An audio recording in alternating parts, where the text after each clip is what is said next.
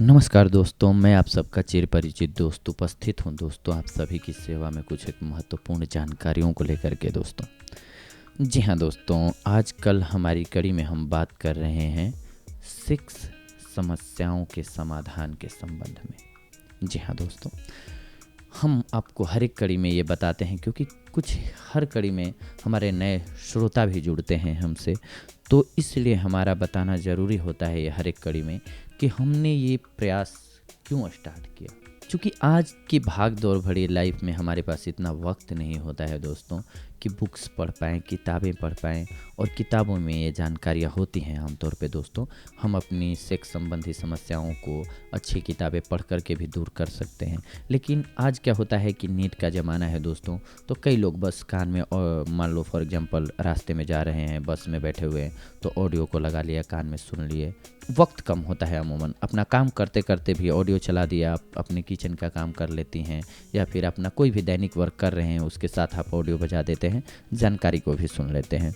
तो सेक्स एक ऐसी समस्या भी है जिस पर हम किसी से भी बात करना पसंद नहीं करते हैं, तो ये एकांकीपन भी देता है। ये नेट का माध्यम जो है वो अकेले आपकी समस्या का समाधान कराता है, सिर्फ आप और वो होते हैं। मतलब आपकी समस्या की गोपनीयता भी बनी रहती है और आप अपनी समस्या का समाधान भी पा जाते हैं दोस्तों।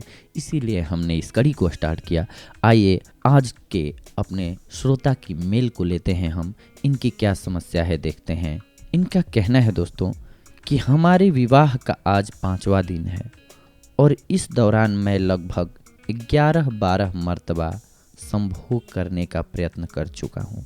हर बार में मेरा शिश्न 1 इंच ही योनि में जाने पाता है।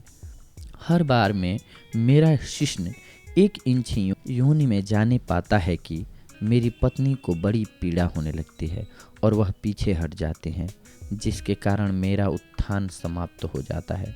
कृपया आप मुझे उचित सलाह दीजिए कि कौन सा उपाय करना चाहिए जिससे मेरी पत्नी को पीड़ा ना हो और हर संभव संभोग सुगमता से संभव हो सके। प्रिय श्रोता, आप किसी केमिस्ट के यहाँ से ज़ाइलोकेन आइंटमेंट या न्यूपर कैनाल आइंटमेंट खरीद लें। यह मरहम जिस स्थान पर लगाया जाता है वहाँ की त्वचा स्पर्श शून्य हो जाती है। अतः बवासीर, खुजली, जख्म, चोट, एक्जिमा आदि रोगग्रस्त स्थान पर यह मरहम लगाने से जलन कम होकर चैन पड़ जाता है। शीघ्र पतन में भी यह मरहम अत्यंत उपयोगी पाया गया है। यह जरा सा मरहम उंगली के पूर्वे पर लेकर संभोग करने से 15-20 मिनट पहले योनि के मुख पर तनिक सा अंदर तक चारों तरफ लगा दें। ऐसा करने से योनि शून्य पड़ जाएगी और शिश्न प्रविष्ट होते समय आपकी पत्नी को पीड़ा नहीं होगी। लेकिन थोड़ी सी कोशिश आपको भी करनी पड़ेगी। जरा सा जोर ज़्यादा लगा दीजिए, मतलब आप समझ गए होंगे, सब मामला पार हो जाएगा।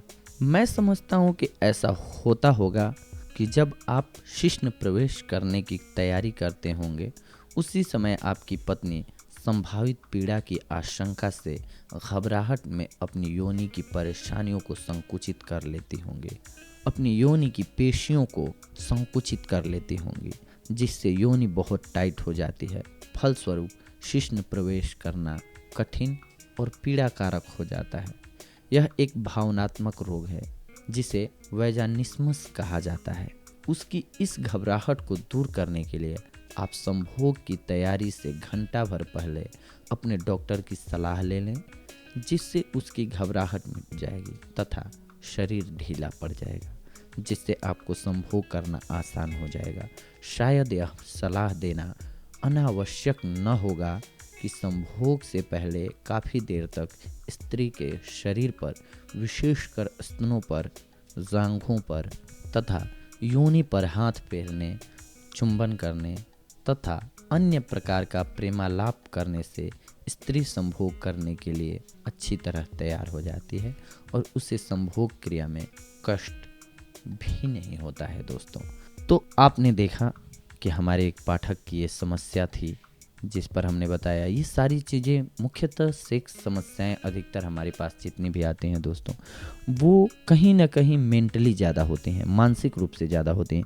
अगर आप जैसे दैनिक कार्यों को लेते हैं, ब्रश करना या खाना खाना, ठीक उसी प्रकार से सेक्स है। अगर आप नॉर्मल लेते हैं, कुछ ज़्यादा उस पर नहीं सोचते, बस एक भावना है वो, उसमें डूब करके जैसा होता है करते हैं आप, तो आपके लिए बेहतर होता है दोस्तों। उस पर जितना चिंतन कीजिएगा, मनन कीजिएगा, उतनी ही समस्या बढ़ती जाएगी। इसीलिए बहुत ज़्यादा सोचने की नहीं, वो करने की चीज़ है। आप कीजिए, मस्त रहिए। अगली बार हम आप सभी से जुड़ेंगे कुछ और महत्वपूर्ण जानकारियों को लेकर के। तब तक के लिए धन्यवाद दोस्तों।